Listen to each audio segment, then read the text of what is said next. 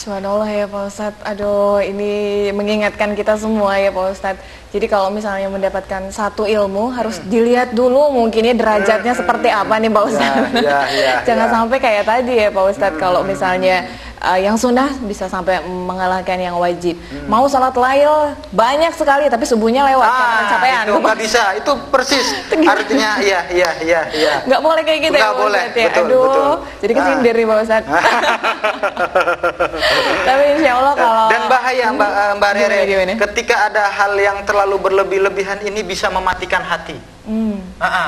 Bahaya, sangat-sangat bahaya sekali. Karena segala perbuatan kita ini tergantung dalam hatinya. Rasulullah pernah mengingatkan kepada kita bahwa di dalam tubuh kita ini ada segumpal darah. Segumpal darah. Apabila darah itu baik, segumpal itu baik, maka baiklah perilaku kita. Apabila jelek, maka jeleknya perilaku kita. Beliau ketika ditanya oleh sahabat, apa itu ya Rasulullah? Itu adalah hati. Dan hal-hal tadi yang berlebihan itu ternyata mampu mematikan hati. Yang pertama itu al-batnu sya'ban min ghairi mubalaha. Perut yang terlalu kenyang.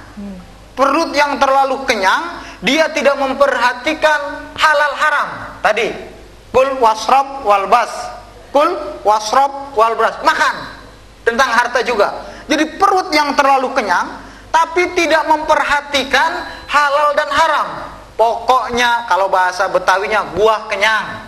Urusan halal haram Allah kagak tahu. Kan kalau kita berbuat dosa Allah diem. Iya kan? Allah nggak teriak tuh. Ketika kita berbuat dosa Allah diem. Makan aja itu. Ini bahaya. Selain itu ada lagi, yaitu sahabatul zalim. Bergaul dengan orang-orang zalim dalam hal mencari harta. Kita mencari mitra untuk usaha. Hati-hati dengan orang yang zalim. Jauhi bila perlu. Kenapa? Karena su'ul khuluqi yu'di. Budi pekerti yang jelek itu menular. Budi pekerti yang jelek kita baik, ya. Tapi kalau bergaul dengan orang yang jelek, menular kita ke bawah. Contohlah ibu, kalau kita ngurus surat menyurat tuh bu, ada tulisannya di kantor apa tuh kagak tahu saya. Ngurus ngurus A, ngurus B, gratis. Gratis. Bahkan kalau nggak gratis suruh dilaporin. Nah, tapi ketika kita ngurus, main tuh. Ya kan? Harus bayar ini, bayar ini, bayar ini. Kalau ada petugas yang baik, saya yakin nih. Kalau ada petugas yang baik, Pak, ini kan sudah gratis. Dia akan dicemeh-meh sama teman-teman yang lain. Ah, lu sok suci lu. Ah, lu sok bersih lu. Akhirnya apa? Akhirnya dia ikut-ikutan. Nah, malah ini makanya hati-hati. Bergaul dengan orang zalim ini tidak dikehendaki. Makanya kita memilih teman yang baik ini sangat dianjurkan. Nah, mestinya apa orang Islam? Islam yang hakiki ini kalau boleh saya umpamakan itu seperti ikan, Mbak Rere, di laut. Ikan di laut, ikan itu tawar, ikan hidup di laut. Laut itu asinnya kayak apa? Namanya air laut, ya asin. Kalau nggak asin bukan laut ya, danau gitu kan, atau air susu.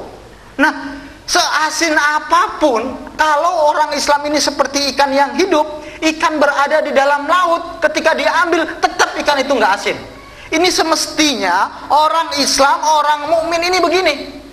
Dalam kondisi apapun, ketika kita benar, tidak terpengaruhi oleh lingkungan yang jelek.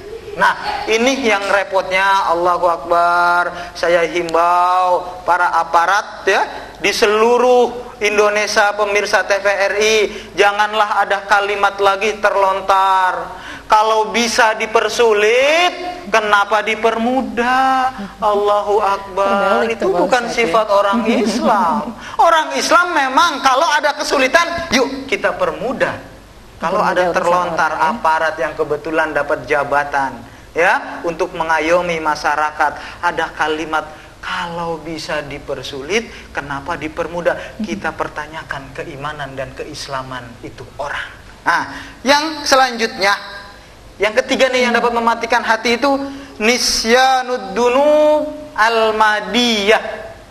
Melupakan melupakan dosa-dosa yang lalu. Manusia pasti pernah salah. Manusia pasti pernah berbuat dosa. Namun ketika kita melakukan dosa, kita sadar itu perbuatan salah, jangan dilupakan. Mohon sama Allah, mohon ampun. Kenapa? Karena kalau lupa, ini bahaya. Orang yang terbiasa melakukan dosa dan melupakan dosa, ketika dia berbuat dosa, maka tidak menganggap itu suatu dosa, padahal itu dosa. Tuh, banyak contohnya. Gimana neranginya nih, dosa-dosa semua nih. Contohnya copet. Copet itu kan perbuatannya dosa, ngambil hak orang lain. Tapi ketika dia beraksi, nyopet, berhasil, dia tidak merasa berdosa. Begitu setiap hari. Bahkan ketika sehari dia gagal, tidak berhasil, tidak nyopet, kagak berhasil, malah merasa berdosa. Ada yang kurang rasanya. Ini bahaya. Perbuatan dosa semestinya ketika kita sadar dosa, jangan dilupakan, tapi segera kita beristighfar, jangan mengulangi perbuatan dosa lagi. Dan yang keempat ini, tulul amal, panjang angan-angan. Mau kaya, tapi yang ada di mulutnya jikalau, andai kata, seumpama. Sementara kita ngedogrok melulu di rumah. Bahasa apa nih ngedogrok nih? Diam dulu di rumah, kagak mau bergerak. Allahu Akbar, ya kagak datang, kagak dapat. Ini tidak dianjurkan oleh Allah. Ketika kita punya cita-cita, yuk kita iringi dengan ikhtiar dan doa.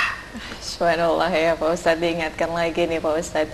Jadi kalau misalnya dalam memenuhi nih ya Pak Ustadz untuk mengumpulkan harta, hendaknya kita masuk ke dalam kategori tadi dermawan ya Pak Ustadz ya, jangan sampai masuk ke dalam kategori haiwan dan juga kategori orang yang jahil tadi ya Pak Ustadz ya. Dan kita juga diingatkan tadi dengan Pak Ustadz hal-hal apa saja yang akan membuat hati kita menjadi mati ini tentunya.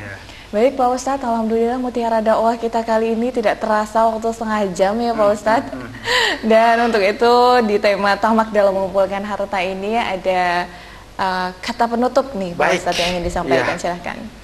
Baik, tamak dalam hal mencari harta ini tidak dianjurkan. Berbeda dengan mencari ilmu. Maka tamak ketika dalam mencari ilmu memang harus, tapi dalam hal mencari harta, tamak tidak dikehendaki. Dan ingatlah, jadikan harta yang hakikatnya ini adalah pemberian Allah. Jadikan harta ini sebagai wasilah menuju redha Allah. Jangan jadikan harta ini sebagai alat pendorong kita menuju nerakanya Allah. Na'udzubillah summa na'udzubillah. Subhanallah ya para pemirsa TVRI dimanapun Anda berada, demikian tadi bincang kita bersama Ustadz Hari Rijal yang merupakan pimpinan Majelis Hikmah Pondok Indah juga dengan tema tamak dalam mengumpulkan harta. Dan semoga tausiah yang disampaikan tadi mengingatkan kita semua untuk berhati-hati ketika dalam mengumpulkan harta. Semoga kita dan keluarga kita dijaga dari rasa tamak yang akan menjatuhkan diri kita ke dalam neraka hutumah. Baik, alhamdulillah TVRI, dan insya Allah kita akan berjumpa lagi dalam gelaran acara selanjutnya. Alhamdulillahirabbil alamin. Wassalamualaikum warahmatullahi wabarakatuh. Waalaikumsalam warahmatullahi wabarakatuh.